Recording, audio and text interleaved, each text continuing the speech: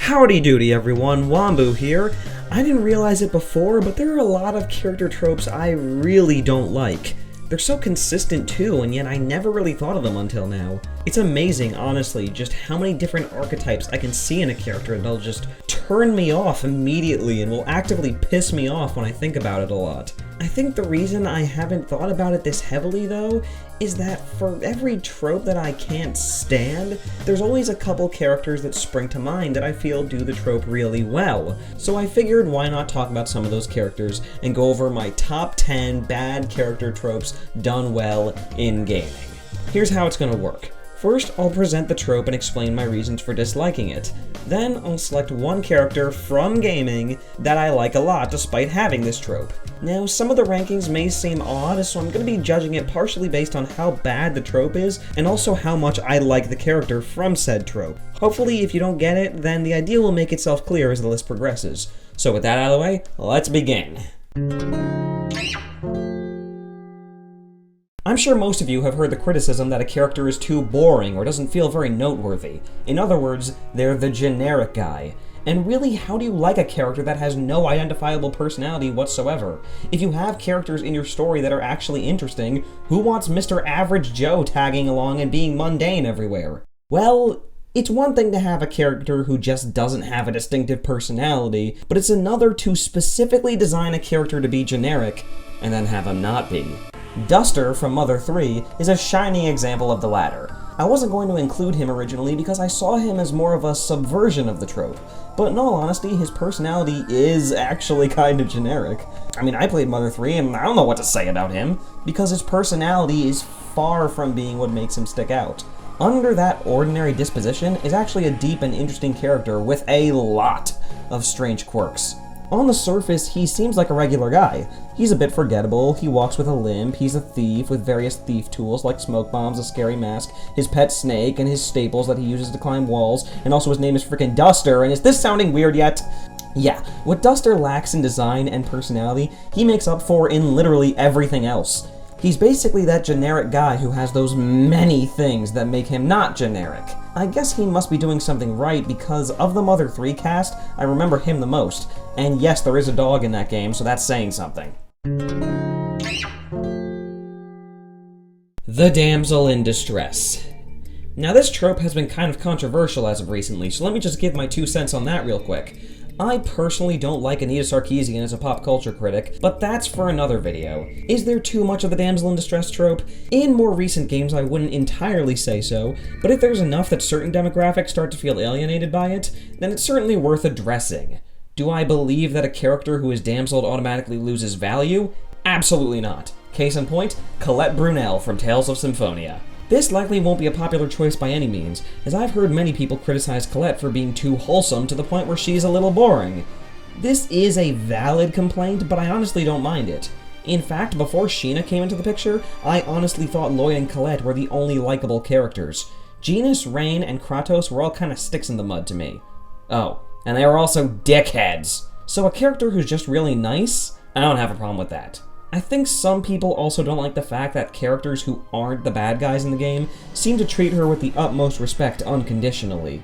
But honestly, even that makes sense within the universe. She's the key to restoring the world, so she's treated like the most important person ever, because that's exactly what she is. As for why I think she works as a damsel in distress, well, her role in the universe and her dynamic with her friends is established well before she ends up getting damseled. It makes sense that people would want to attack her because of her role as the chosen one, and it makes sense that the player would want to save her because she's a legitimately likable person. In fact, even when she does find herself in trouble, it doesn't actually feel like she's being disempowered in any way until she literally loses her humanity. And again, while some of the criticism she gets is fair, she's still one of the few damsels in gaming that I really wanted to rescue. And I don't care how many Lloyd x Sheena ships she sinks along the way, you people can get over it. You know, in general, the standards of what makes a good gaming companion aren't exactly that high. For the most part, companions are tolerable as long as they actually do stuff, because no one likes a useless companion. Look, in general, if you're taking on a task with another person, you don't want to be the only one doing all the work. And these characters, when they aren't shouting your name or hey listening you to death, they're probably doing absolutely nothing because they're fucking useless. But if you think of the trope realistically, you'll see it for what it really is. Depressing as hell. If you want to know what I'm talking about, just look at Ben Paul from The Walking Dead by Telltale Games.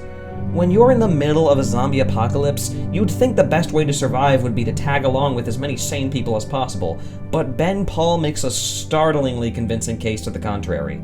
This guy is so useless, such a constant liability, and it's not like it's on purpose either. No, he tries desperately to be useful in any way, but he fails every single time. Actually, no, he does one thing useful. Ready? Here it is. Holy shit, that was too close.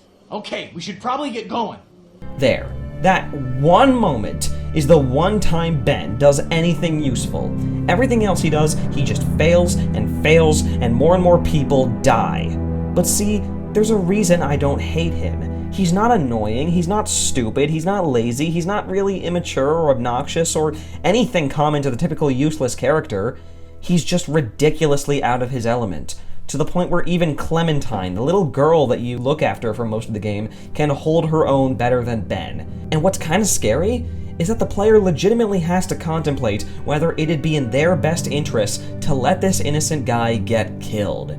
To me, that's a scary choice to have to make, and also a perfect use of a character with no uses. So give me a fucking break! You know what I don't like? Jerkasses. More specifically, characters who are just flat-out assholes. They're literally just there to be dickheads, showing off their dickheadery to everyone around them.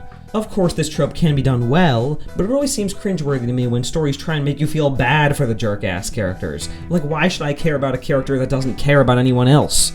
Out of my face. You're blocking my view. Yeah? Well, fuck you too, you whiny emo douche, cause you're on the list. Neku Sakuraba, from The World Ends With You, is one of those characters where earlier in the game, even though he doesn't actively go around antagonizing people, his personality is just insufferable enough that I can count him for this list. If you've ever known someone who's constantly in a state of self-pity, then you know exactly what I'm talking about. And I'm not talking about self-pity that involves just being upset with current circumstances. I'm talking full-on, society doesn't understand my feelings territory. He's dismissive, he's totally unempathetic, and he complains that the world doesn't consistently accommodate his needs. But again, he's just obnoxious enough that he doesn't make me want to stop playing the game. Now, if it were like this for most of the game, then it would be a different story. But fortunately, having a forced companion does this guy quite a bit of favors. Since Neku and his companions have to put their talents together in order to survive, he ends up leaning on others quite a bit. And while he retains his fairly cynical attitude for a good chunk of the game, he learns to communicate with others and even uses his surprising amount of insight to help them with their baggage rather than complaining about his own. See, this is a convincing transformation from jerk-ass to non. It's not bad guy gets taken down a couple pegs and suddenly becomes good guy. It's self-centered shut-in becomes legitimately caring and approachable guy from his experiences with his friends. So good on you, Neku. Maybe now you'll actually eat. Now, this is kind of similar to the useless character, but it's frustrating for different reasons. A crutch character is a character that in either games or stories ends up being situational for one reason or another. Either they end up getting weaker as the story goes on, they lose usefulness late game, or they just aren't as beneficial to use as other party members. And that's frustrating to me when there's characters that are actually good in theory. So I guess if you're going to have a character be situational for the most part, you may as well have them be the most awesome person ever for the few moments they have to shine. Destiny. Oh boy, I have wanted to talk about this guy. Master Smith from Killer 7 is easily the most bizarre entry on this list. But let me tell you, if you haven't played Killer 7, you're missing out on one of the coolest characters ever.